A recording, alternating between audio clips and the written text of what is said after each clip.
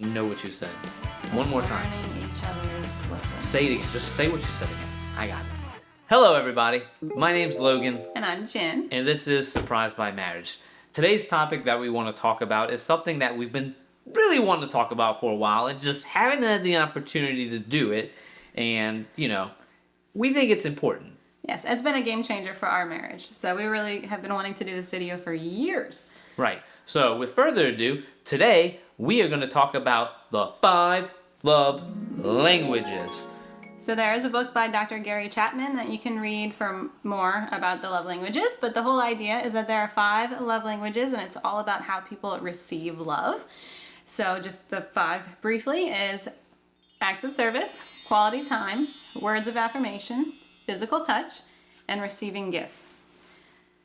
So, of course, we have completely opposite love languages, which we didn't realize before we knew about the love languages. So, in the beginning of our marriage, we were not feeling very loved because we were speaking in our own love languages instead of each other's. So, I was doing acts of service and wanting to spend time with him, but he really just wanted me to give him words of affirmation and physical touch. So Just tell me I'm cute. Yes, he wanted me to tell him he's pretty and touch him all the time. Maybe not pretty, but I know. I was we kidding. can go with handsome. I was kidding. Okay. Yeah, so once we realized that we needed to speak in each other's love languages, our marriage just improved greatly. Right. We were focusing more or less on changing for our spouses as opposed to changing our spouse. Right. Because Go ahead. okay, sorry. It is really hard for me to give words of affirmation. So I have learned to just do it in ways that come easier to me because it's easier. It's easier to write things down than it is like speak it out loud. So I will often write him notes or send him text messages because I find that a lot easier than actually saying it.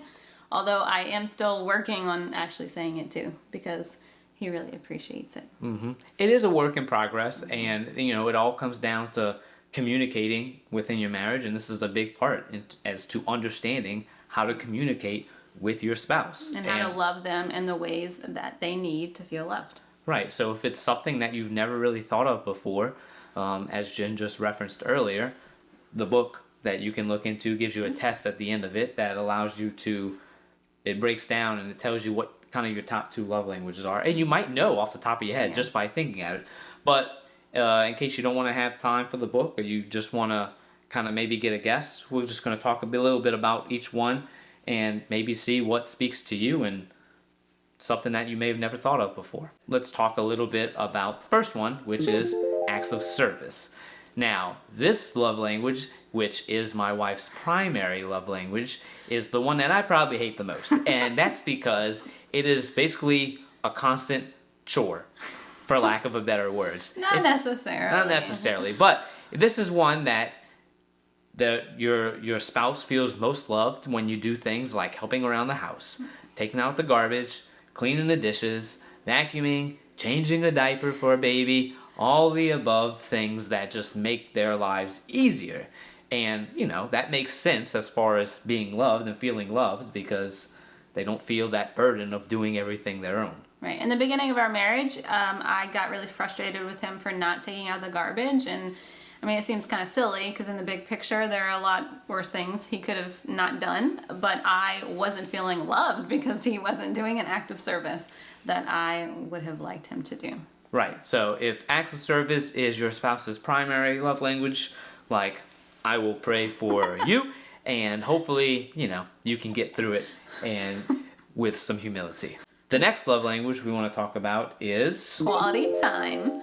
And ironically, this is Jen's second love language because like we said, everyone has 2. So quality time is just spending time together. Simply put, I mean, that's all it is. We could be doing a chore together, but if we're doing it together, I will still feel loved because it's just spending time with him. It's also going on dates, just sitting next to each other. On the couch, talking.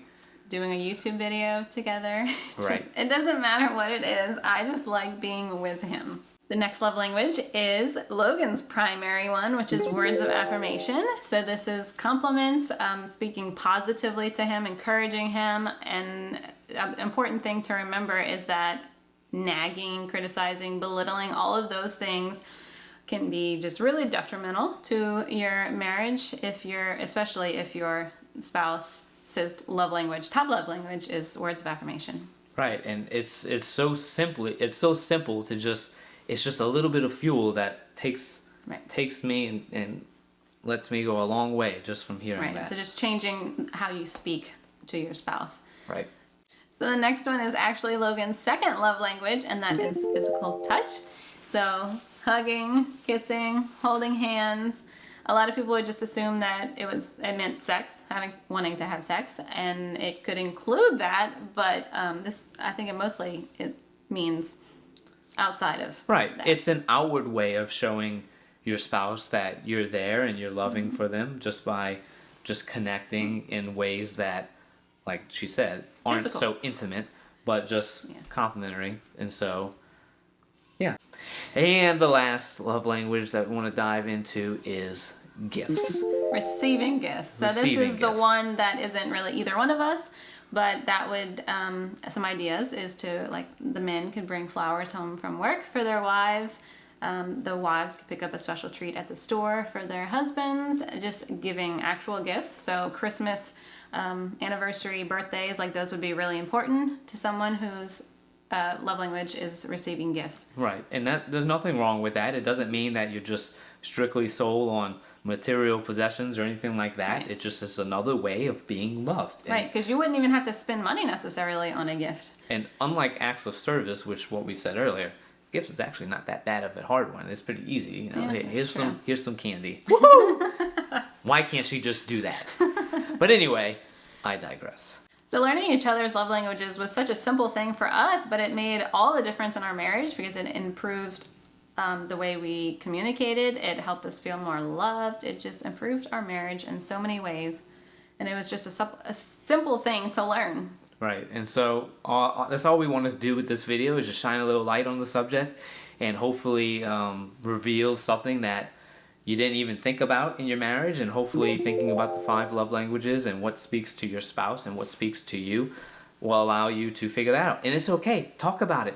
Tell your spouse what it is that works for you and vice versa, and communicate, and you can really begin to blossom your relationship in ways that you didn't think you could. Right, because looking back at our biggest issues, it probably really came down to our love languages and not feeling loved. Right, and as we always say, communication is the biggest part, one of the biggest part of struggles in marriage. So, and this is 100% right there on page with it, and so Hopefully this was helpful. Hopefully this was helpful. As always, be sure to like us on Facebook, follow us on Instagram, also subscribe on YouTube, and check out our website, surprisedbymarriage.com. And please leave a positive comment, because that would be a lot of words of affirmation for us, specifically He me. loves positive comments. Right. And we'll see you next time, and hopefully, This was helpful.